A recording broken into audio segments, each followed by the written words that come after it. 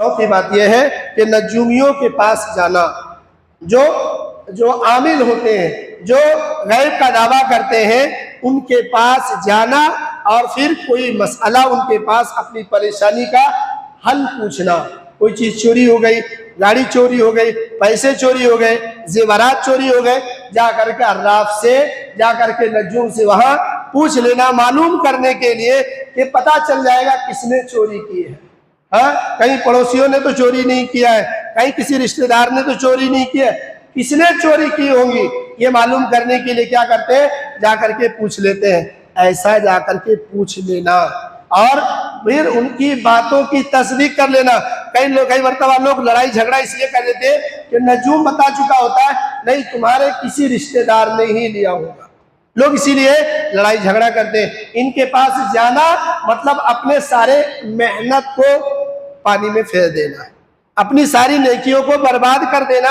अगर इनके पास जाकर के कोई पूछता है, अल्लाह के नबी सल्लल्लाहु अलैहि वसल्लम ने फरमाया, मन अता अर्राफन फसअलहु अन शैइन लम तुक़बल लहु सलातु 40 लैला।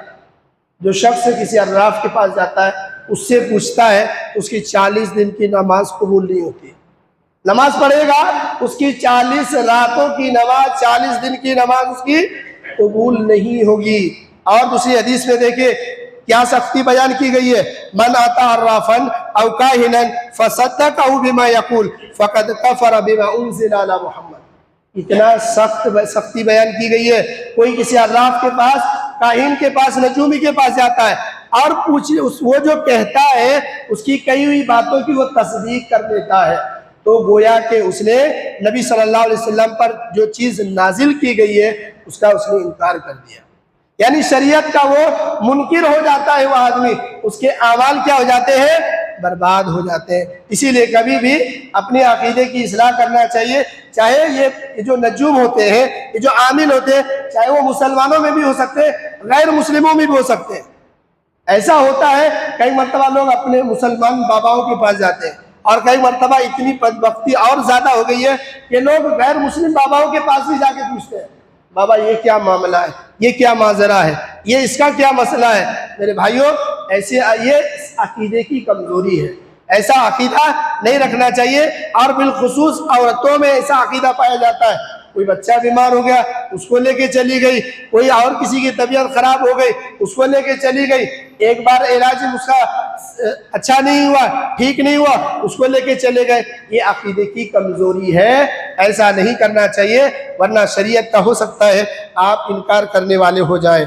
इसी तरह मेरे भाइयों, रियाकारी करना, अमल तो करिए लेकिन रियाकारी मत कीजिए। रियाकारी आपकी सारे अमाल को बर्बाद कर देगी। कोई भी आप रियाकारी करेंगे, आपके अमाल क्या हो जाएंगे, बर्बाद हो जाएंगे। आपका कोई अमल अल्लाह के यहाँ कबूल नहीं किया जाएगा। इसीलिए अल्लाह के नबी सल्लल्लाहु अलैहि वसल्लम ने फरमाया था, इन्ना अख़्वफ़ मा अख़ाफ़ु अलैकुम अश्शिर्कुल असग़र, सबसे ज्यादा जो मुझे डर है वो शिर्क असगर का है। जब अल्लाह रब्बुल आलमीन क़यामत के दिन लोगों को आमाल का बदला देंगे, उस वक्त रियाकार लोग भी आएंगे अल्लाह के यहाँ बदला लेने के लिए, वो भी अज्र सवाब लेने के लिए आएंगे। अल्लाह रब्बुल आलमीन फरमाएंगे, रियाकारों से जाओ, तुम उनसे नेकी और उनसे अज्र सवाब ले लो जिनके लिए तुम रियाकारी करते थे। क्या वो तुमको कुछ दे रहा है? दुनिया में हम किसी को खुश करने के लिए, किसको राजी करने के लिए क्या करते हैं, नेक अमाल कर दिया। कोई आया, बिलखुसूस हमारे यहाँ रियाकारी ये होती है, बंदा कभी नमाज नहीं पढ़ता लेकिन कब पढ़ेगा, कोई समधी जी आ गए, कोई दोस्त आ गया, चलो चलो चलो नमाज।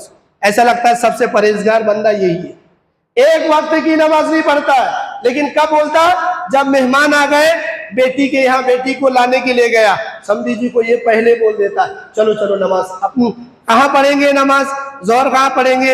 अरे इतना, आप तो शहर में थे, आप तो घर में थे, तो एक टाइम की आपको नमाज याद नहीं आई। बेटी को लेने के लिए गए, वहां याद आ गई। आप बहू को लेने के लिए गए, वहां याद आ गई। इसका मतलब यह है खुली रियाकारी है, ये खुला दिखावा है। मेरे भाई ऐसा अमल मत। घर में नमाज नहीं पढ़ते, अगर नमाज पढ़ते घर में तो घर में भी ना, बाहर जाइए तो भी नमाज पढ़िए, लेकिन ऐसा मत कीजिए कि आप घर में नमाज नहीं पढ़ रहे हैं और जब रिश्तेदारों में, मेहमानों में जाए तो आप वहां नमाजें पढ़ना शुरू कर दें। ہے نا. لوگ کیا کرتے ہیں, تمباکو کوئی رشتہ دار آئے تو ڈر سے نہیں کھاتے ہیں, وہ فلاں آئے ہیں نہیں کھائیں گے, تھوڑا چھپا کے کھائیں گے. لیکن یہ کس کا ڈر ہے, یہ کس کا خوف ہے؟ آپ کس سے ڈر رہے ہیں میرے بھائیو؟ اللہ سے ڈرنا چاہیے. یہ تمام چیزیں جو نشے کے طور پر استعمال ہوتی ہے, یہ ساری چیزیں اہل حدیث علماء کرام اور عرب علماء کے نزدیک یہ ساری چیزیں کیا ہے؟ یہ حرام کے زمرے میں ہے. ہمارے یہاں مکروہ بول کر کے لوگ کھاتے رہتے ہیں. میرے بھائیو ریاکاری مت کیجیے. کہنے کا مطلب یہ ہے آپ عمل کیجئے, لیکن ریاکاری اگر ہے تو پھر کوئی نماز کام کی نہیں ہے, کوئی زکوٰۃ آپ کا کام کا نہیں ہے. آپ ریاکاری سے بچیے. اسی طریقے سے ایک یہ ہے کہ ہدایت کے واضح ہو جانے کے بعد رسول اللہ صلی اللہ علیہ وسلم کی مخالفت کرنا. کوئی بات واضح ہو گئی, نہیں معلوم تھا, کوئی بات آپ کو نہیں معلوم تھی, لیکن آپ نے کسی عالم دین سے سن لیا, کہیں آپ پروگرام میں گئے تھے, آپ کو ایک بات معلوم ہو گئی. اب آپ کیا کرنا ہے؟ آپ کو عمل کرنا ہے, آپ کو عمل کرنے کی کوشش کرنا ہے. نہیں معلوم تھا, نہیں اس وقت الگ بات ہے, لیکن اگر آپ کو کوئی چیز معلوم ہو گئی, نہیں یہ سنت سے ثابت ہے, اللہ کے نبی صلی اللہ علیہ وسلم ایسا کرتے تھے, تو کیا ہے؟ اس کو کرنا چاہیے. پھر اس کے ضد میں, پھر اس کے برعکس سے عمل نہیں کرنا چاہیے. اگر کوئی آدمی ضد میں, ہر دھرمی میں کھلے عام طور پر اگر ایسی مخالفت کرتا ہے, اللہ رب العالمین نے ایسے لوگوں کے بارے میں بیان فرمایا. دیکھیے ڈریے, رسول اللہ صلی اللہ علیہ وسلم کی مخالفت کرنے سے ڈریے. اعمال کیا ہو جائیں گے؟ برباد ہو جائیں گے میرے بھائی. کوئی فائدہ نہیں ہوگا آپ کی نماز کا, آپ کی روزوں کا, آپ کی محنت کا, آپ کے ذکر اذکار کا, جب آپ رسول اللہ صلی اللہ علیہ وسلم کے مخالف کوئی عمل کریں گے. اللہ رب العالمین نے فرمایا ان الذین کفروا وصدوا عن سبیل اللہ وشاقوا الرسول, جن لوگوں نے کفر کیا, اللہ کے راستے سے لوگوں کو روکتے رہے, رسول کی مخالفت کی, من بعد ما تبین لهم الہدی, ہدایت کے واضح ہو جانے کے بعد, وہ بات واضح ہو جانے کے بعد اس نے مخالفت کی.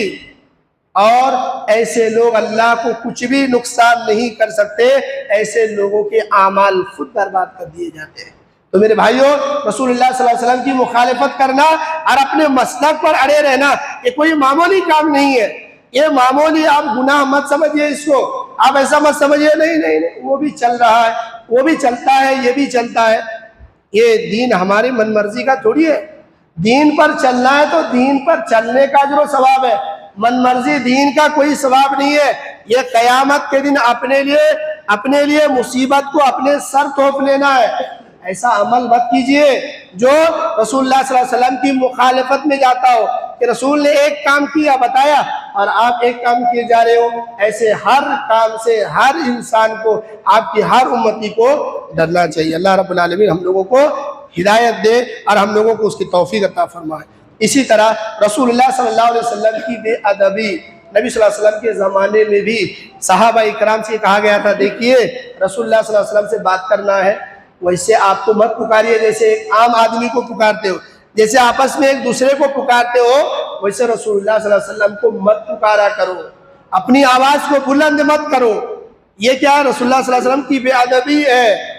آپ صلی اللہ علیہ وسلم کے زمانے میں, آپ صلی اللہ علیہ وسلم کے یہاں آپ کی آواز کو بلند کرنا یہ بے ادبی تھی.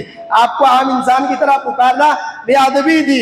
میرے بھائیوں, ہمارے یہاں بھی کئی مرتبہ حدیثوں کا درس چلتا ہے, حدیث درس دیا جاتا ہے. لوگ کوئی کام ہے, کوئی کام نہیں, جا کے چبوترے پہ بیٹھنا ہے, دوست کے پاس جا کے گھنٹوں بیٹھنا ہے, لیکن یہاں 5 سے 7 منٹ, زیادہ سے زیادہ 10 منٹ تک نہیں رک سکتے. یہ حدیث کے ہمارے یہاں بے ادبی ہے میرے بھائیوں. قرآن کی تفسیر چلتی ہے, کوئی معاملہ نہیں ہے, فجر کے بعد کوئی کام نہیں ہے, لیکن آپ درس قرآن میں نہیں بیٹھتے, درس حدیث میں نہیں بیٹھتے, چلے جاتے ہیں. یہ ایک طرح کی حدیث کی بے ادبی ہے. تو اس طریقے سے کیا ہو سکتے ہیں؟ ہمارے اعمال برباد ہو سکتے ہیں, ہماری کی ہوئی نیکیاں برباد ہو سکتی ہیں. میرے بھائیوں, نیکیوں کی حفاظت کیجئے, نیکیوں کو برباد ہونے سے بچائیے.